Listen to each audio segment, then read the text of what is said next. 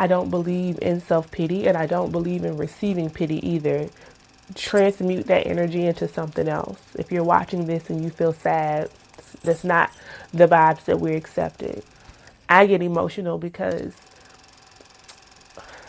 people just love you so much. And I'm so grateful. And I'm so thankful. So, what we wanted to do was take you all.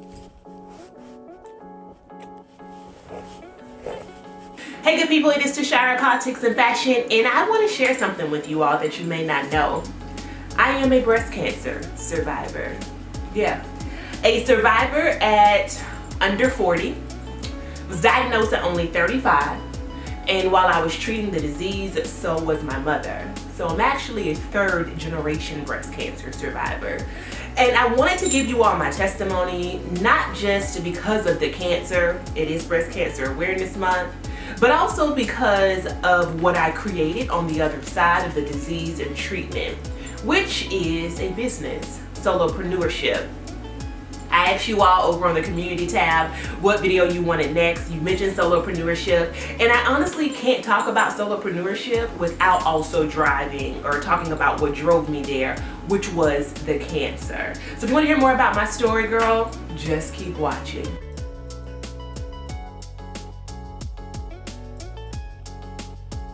So let me start with the diagnosis. I was 35 years old. My mom was treating cancer, and I remember going to the bathroom, taking a shower, and as I lifted up my right arm, I began to feel, this is a reminder to do breast checks monthly. All genders can get breast cancer, okay? So I was feeling around here, and I felt a lump that felt like the size of a grape. And it was really hard. And in that moment, I just broke down because I knew. And I don't know if it was intuition, I don't know if it was God's voice, I'm not sure what it was, but in that moment, I knew that I had cancer. And so I right away, this was on a Saturday, on that Monday, I make a doctor's appointment, and I remember that as I was trying to get in with my doctor, at that point I think I was trying to go through like my primary care physician. Everybody was like, oh, it's fine, because at 35, people do not assume that you're going to have cancer. And so I was kind of being blown off. And so I tried to make this one appointment. I remember I can't make it, and then I was just gonna kind of let it go. But there was this voice in the back of my head that was like, you've got to take this seriously.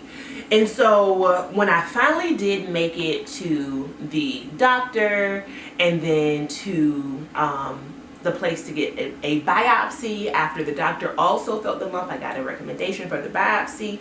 I remember also being told that it wasn't a big deal and I was fine. Oh, I'm sure it's nothing.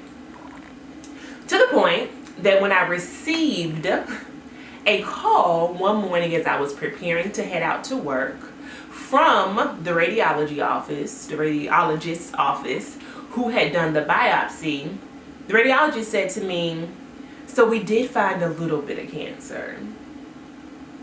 And to this day, I take issue with that because what does a little bit of cancer mean? A little bit of treatment? In my case, it didn't. And we'll get to that in just a minute. So it didn't matter that it was a little bit or not. What mattered is that I was young. I had breast cancer, and I had to tell my mother, who was also treating breast cancer, that I had the same disease. It wasn't easy. But I'm so grateful because in that moment I had a partner who was very loving and cared for me throughout the entire thing. The year before, actually, I had to have a hysterectomy because of uterine fibroids. So my body had just been through it. It had been a tough time for my relationship, and my community and my family and my friends had really stood with me. If you are not new to this channel and you follow me over on Instagram, you know all about these stories. It actually is what led me to create the 21 Day Happiness Project. So it's not lost on me that I actually received the call about having cancer while I was in the middle of a 21-day happiness project, focusing on small acts of self-care, which are the purpose of the project that I created. I'll make sure I link the toolkit down below. Is I think what really helped me to not go into a complete downward spiral when I received the diagnosis. Now don't get me wrong, it wasn't easy, okay? And I definitely remember crying and really feeling like, how am I going to tell my mom this? How am I going to tell my grandmother this, who also survived the disease? But I knew that if I had made it through a hysterectomy, that I was going to make it through this. So we go forward and we start to determine treatment. The doctors say right away, okay, you know, we're going to get to the other side of this with the lumpectomy, and we are also going to do radiation. That should be enough. Signed, sealed, delivered. You're going to be Gucci, sis. Only to find out, based upon the, I think it's called genomic testing, basically a mammoth print is the name of the testing that was done, that I had a pretty high chance of the cancer coming back. In fact, it was a 30% chance. And so my oncologist called me one day and she said, I think we're going to have to do chemotherapy.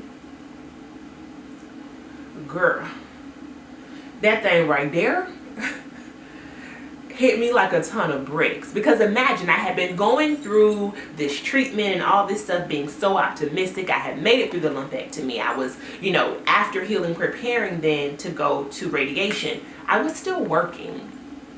In fact, I delayed my surgery because I had a conference coming up for my job, okay? So I was really just thinking, it's not a big deal, I'm gonna get through it. And I was dealing with so many pressures at work. I think I was also in a state of denial and false expectations by them, but we'll get there a little bit later.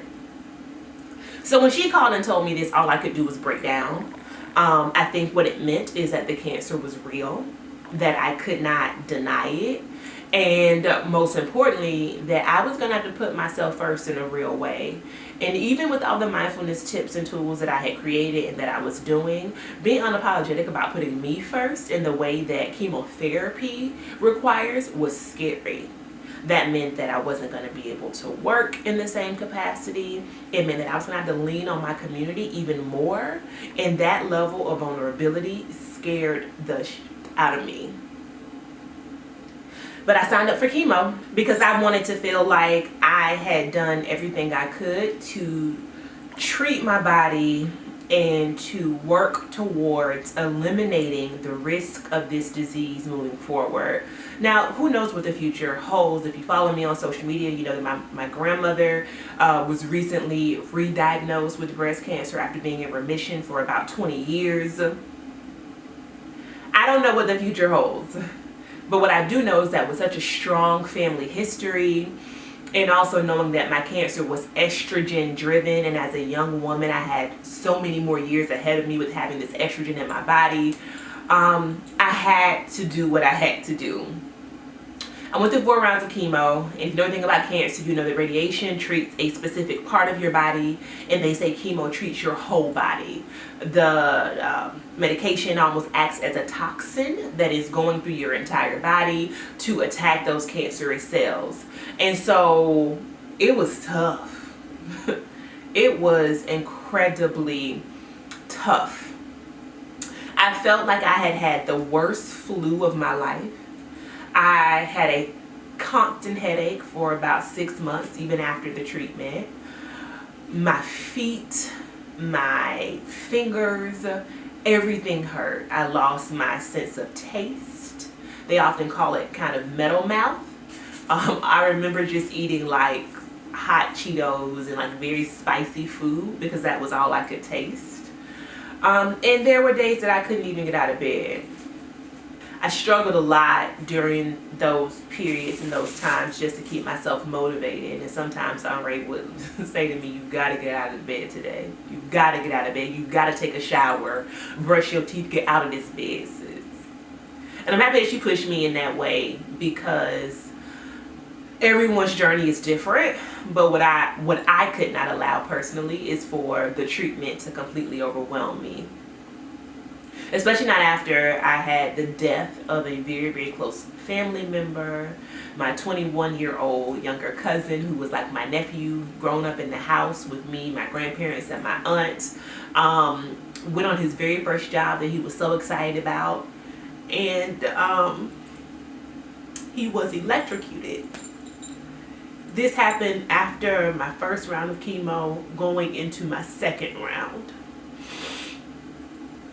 And so now I'm not only dealing with the cancer, but I'm also grieving.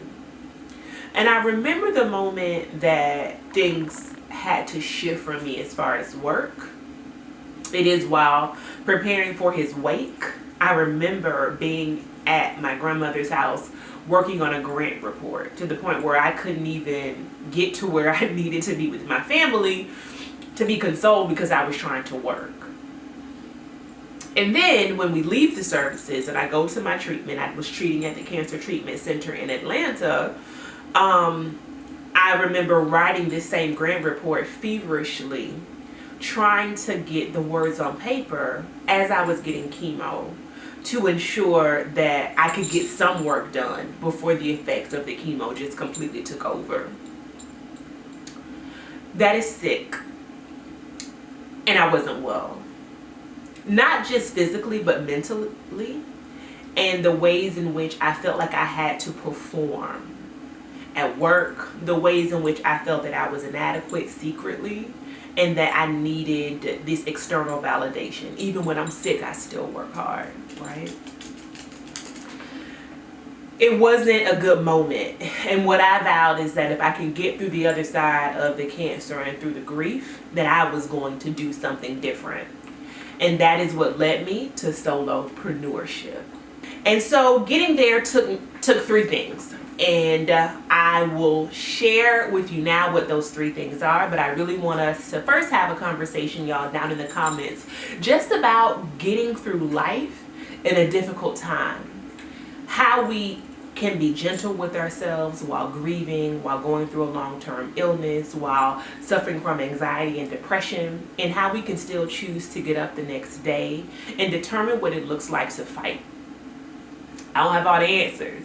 I know what worked for me, but let me know what has worked for you, what practices help you, so that we can have a discussion down below. If you're watching the premiere, drop it in the chat. But what led me from this place of cancer and self-doubt to solopreneurship and being as confident as I've ever been are three things. Number one, a mindset shift. I had to get rid of those limiting beliefs. I had to believe that I deserved success and that I could do so on my own terms. Now, mind you, I'm a whole attorney that went to a top-tier university and was working for an elite public policy organization. So imagine what it was like for me to have to break this chain of feeling like I have fit into society's narrowly constructed definition of success, but oh, I want to do something different. That took work. And I'm still working completely and wholly through it, because I remember as recently as last year still being very bothered when people would make comments about me no longer practicing or no longer working as an attorney in this very specific way. It took a confidence and a mindset shift that is ongoing work. It is a practice. So practicing mindfulness, practicing getting rid of my limited beliefs, practicing emotional and spiritual self-care. Mindset shift, number one. Number two, I get clear on my buckets of income. Girl, how was I gonna make money? I knew what I loved, which is creating content. I didn't have a YouTube channel back then, not one that I posted on frequently. I had maybe about 4,000 followers on Instagram. I was trying desperately to grow. I had been a blogger for years, started blogging in 2011, but I wasn't monetizing in a way that could help support me and my family. So I had to figure out how I was going to draw down dollars. So that was my second task and tip that I will share with you more in another video. And number three, what I had to do outside of changing my mindset and also getting clear on income is determining how it was that I was going to move forward. I had to create a plan, y'all.